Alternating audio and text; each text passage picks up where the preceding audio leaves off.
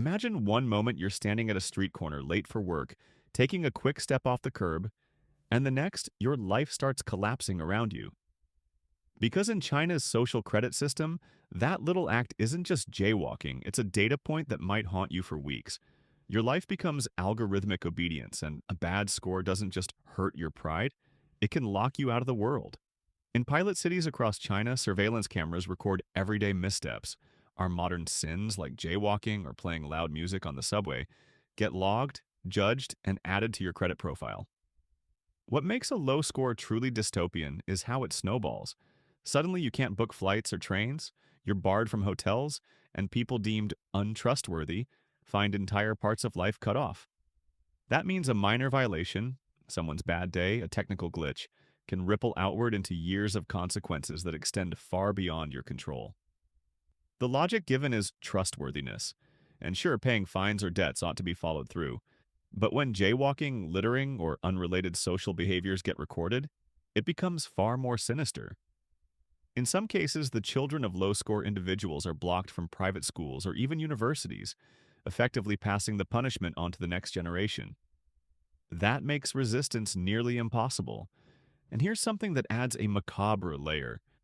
In some cities, individuals on the blacklist are publicly shamed. Think your photo and name flashed on LED screens at movie theaters or bus stations. Imagine grocery shopping and being reminded that your life is measured, rated, and broadcast in the most mundane places. There are indeed perks for good behavior, faster bureaucracy, discounted heating bills, privileged loans, and smoother travel. But it only further entrenches a two-tiered society, credibly judged citizens and those silenced by a click. Here's a surprisingly human detail. The system is not entirely monolithic. There's complexity behind the dystopia. Some reports show that many of these credit-scoring pilots are fragmented, inconsistent between cities, and even resisted locally. And in recent years, the central government has even dampened some of the more punitive practices, though critics still call the infrastructure chilling. So what would our world look like if we all lived under algorithmic obedience? Every movement data mined, every lapse in behavior quietly recorded, every misstep potentially sending you to the back of the line in society. A world where reputation is quantified and your worst day becomes a public record with consequences that never vanish. Imagine walking down a city street. Sirens sound off in the distance, but you're not relieved. Instead, you're unnerved because every cop, every hospital, every fire truck is run by a corporation.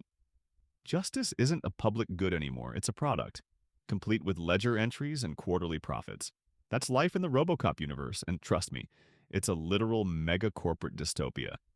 At the core of this world is a monolithic corporation that runs it all. They don't just make consumer goods, they've purchased public institutions, the police force, the justice system, even city planning. Crime has become a business model. Not something society fixes, but something corporations monetize. Police services are outsourced and optimized for profit, not protection. Hospitals are driven by return on investment, not care. It's less about serving citizens and more about shareholder value. In such a world, even the heroes are owned. Robocop himself, Officer Murphy, is resurrected as a cyborg, serving the city's protectors and the corporation that literally owns his body. He has 3 directives drilled into him: serve the public trust, protect the innocent, uphold the law, and oddly, a hidden 4th one: never oppose his corporate masters. He's law enforcement, but the leash is financial and it's corporate. What makes this dystopia hit so hard is that it feels uncomfortably plausible. The satire pierces through every pixel of that towering corporate logo in the sky. Their takeover of public services, from police to property, reflects real-world debates about privatization run amok. It's a warning that when corporations own everything, they don't just build cities, they engineer obedience. Here's the kicker. Executives in this world treat violent failure like a minor glitch. When a robot goes haywire in a boardroom, crushing a volunteer, the response isn't panic. It's a bored sigh followed by reallocation of resources. There's no accountability, only branding and profit through action.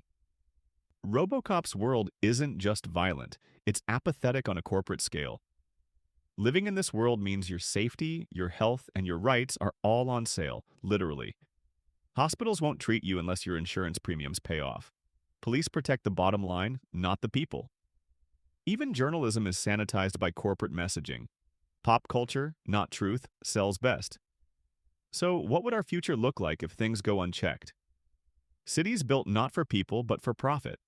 Law enforcement tailored as a revenue stream. Your life valued by blue chip investors. That's not sci-fi fantasy. That's a warning from Robocop's world. Imagine a world so frozen that your only hope to survive is aboard a speeding train, slicing across the ice. But it's not just survival. It's survival defined by a rigid, merciless class system. That's life in Snowpiercer, where the phrase freeze or feed isn't a slogan. It's a grim reality. Once Earth became an eternal ice trap, thanks to a failed climate experiment, the last remnants of humanity cling to life aboard a colossal train that circles the globe. Everything about life here is designed to maintain motion, order, and inequality. From the tail cars, where the poor are crammed into filth and fed barely edible protein bars, to the front, where sushi, fine dining, and privileged luxury flourish at the expense of survival. It's survival split into stark extremes, and it's a terrifying version of what desperation looks like. At first glance, the dystopia is obvious. You're a cog in a rigid, violent train of control.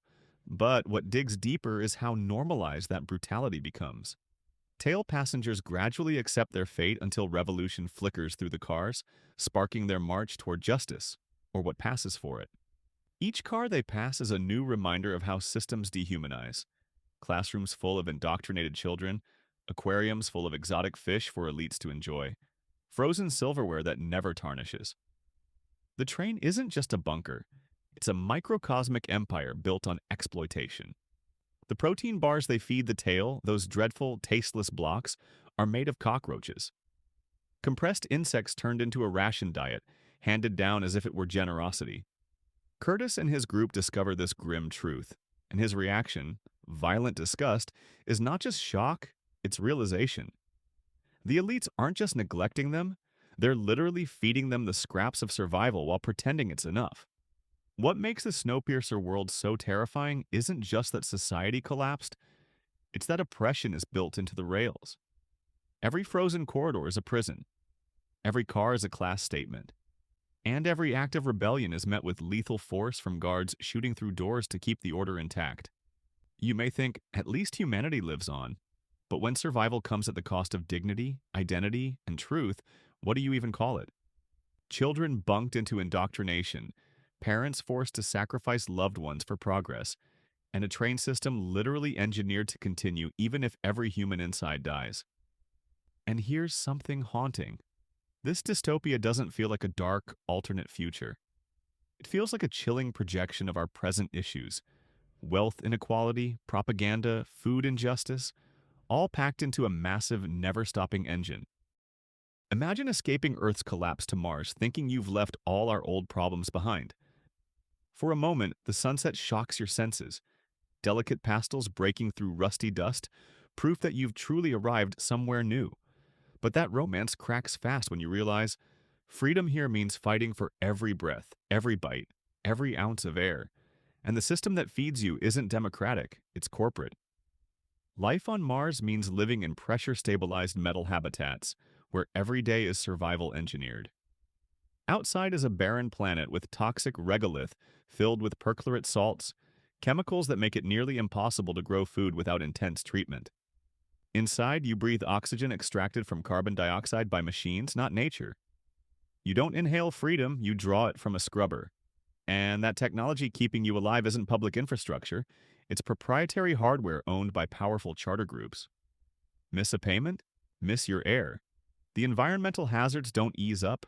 The regolith isn't just dangerous to farm, the dust storms, those famous red-out storms, aren't cinematic, they're deadly. They blanket solar panels, suffocate sensors, and turn light itself into emergency rations. One storm can erase months of planning, turning life into a countdown. And society? Forget Earth's democratic ideals. Here, votes are ledger entries and laws read like contracts. Justice means a service provider's decision, not social consensus. You signed up for freedom, but you're tethered to the life support and supply chain, controlled by whoever funds your dome. Dissent, inefficiency, even personality can become non-viable. We didn't escape Earth to build something better. We just carried our old systems of control and pitched them on Mars with thicker walls and less room for error. So why does the planet still draw us in? Because every horizon holds hope. But that hope, blue sunsets though they are, comes at a cost.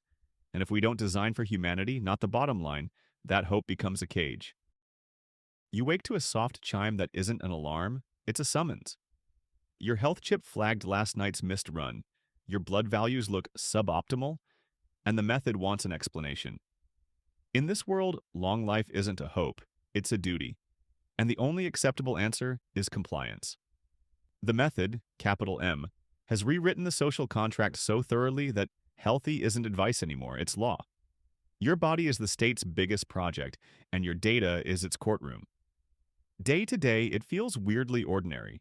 You file activity reports and sleep scores, log your steps and fluids, submit samples on schedule. An implant in your upper arm streams blood metrics and fitness data to the authorities. Miss a target and the system notices before your friends do. Preventive checks aren't optional, even for infants. Refuse screening and you're not a parent asserting choice. You're a case file marked for correction. The society is spotless, disease pushed to the fringe, and it works because everything is measured and anything potentially harmful is forbidden. No smoking, no excess, no excuses. What makes it dystopian isn't the tech, it's the logic. Health becomes the highest moral good, so every other freedom shrinks to fit inside it. You didn't hurt anyone, you increase statistical risk. You didn't break a law, you failed a metric. Courts lean on genetic proof, medical models, and compliance dashboards, treating data as truth and dissent as pathology. When the regime calls itself infallible because its numbers say so, there's no argument left that isn't framed as illness. In a consensus built on prevention, even grief looks suspicious if it interrupts your training plan. The social pressure is total. Media hosts and ideologues sermonize about the sacred duty to optimize. Neighbors tut when your home trainer sits still. Algorithms nudge, then warn, then prosecute. The method's beauty is that it rarely needs force. Monitoring plus penalties does the work. Dictatorships are great at solving one-variable problems, and here the single variable is health. Everything, speech, association, privacy, gets trimmed to keep that figure green. The result is a spotless statistical paradise that treats non-compliance the way older states treated crime. And here's a detail that freezes the blood, literally. Sentencing can mean freezing, suspension on ice, indefinitely. The body, once your last private frontier, becomes the Corpus Delicti and the property under management. It's a neat legal symmetry in a regime where evidence and flesh are the same thing. The method doesn't kill you, it preserves you, a perfect specimen of obedience extracted by force. If you're waiting for a noble out, there isn't one. Wanting to drink, to smoke, to skip a checkup, to grieve on your own timeline, wanting ultimately to live or even die on your own terms, collides with a system that calls your autonomy a public health hazard. The terrifying part is how plausible it all feels. A little more tracking, a little more nudging, a little more punishment for risk, and suddenly the healthiest society imaginable cannot tolerate choice. In the name of life, it squeezes out living. You wake up to a screen that isn't asking how you slept, it's asking how you performed. One wrong glance, one clipped reply, one sarcastic comment, and your rating dips. Not for a day, for as long as the network remembers, which is forever. That's the Black Mirror version of modern life. 5 minutes from now, your reputation is a user interface and every gesture is a data point. You feel it in the little rituals. Smile a beat longer at the barista. Heart react the boss's post. Speak in that soft, shareable tone, because here, your life is literally scored. Housing, travel, job prospects all nudged by a number everyone can see. The more you curate, the more doors open. The more you slip, the more they close. It's not jail bars, it's velvet ropes everywhere, controlled by ratings that follow you like a shadow. What makes it dystopian isn't just surveillance, it's judgment at industrial scale. Algorithms decide who's trustworthy, promotable, desirable. They're fast, they're confident, and they make mistakes. Often in ways we don't notice until a loan vanishes, an appeal auto-rejects, or a flight can't be processed. In a world that worships metrics, you didn't break a law, you broke a model. Then come the neural ads. Wearables sample your pulse, your gaze, your micro expressions. Tomorrow's headsets nibble at brain signals to guess mood and intent. Lawmakers are already scrambling to protect mental privacy, with some even proposing neuro rights as fundamental protections. Because when attention itself becomes a sensor feed, consent can shrink to a checkbox you don't even remember ticking. And at home, the quiet things listen. Smart speakers, TVs, even kitchen gadgets harvest behavior to personalize your life. These devices collect far more than they need. Who's in the room, what you watch, when you sleep, and they feed that into profiles that shape the options you're offered. In a Black Mirror world, your fridge doesn't literally know you're lying, but the mesh of sensors can infer enough about you to sell, score, and sort you, often without you ever noticing. So you lower your voice, you rehearse your face, you learn the choreography of being agreeable. Freedom still exists, technically. You can say what you want, but the price is paid in stars, and stars buy oxygen. That's the trap. When every memory is stored and every moment is rated, you don't live to be human. You live to be optimized, and one bad day becomes a 1 star forever.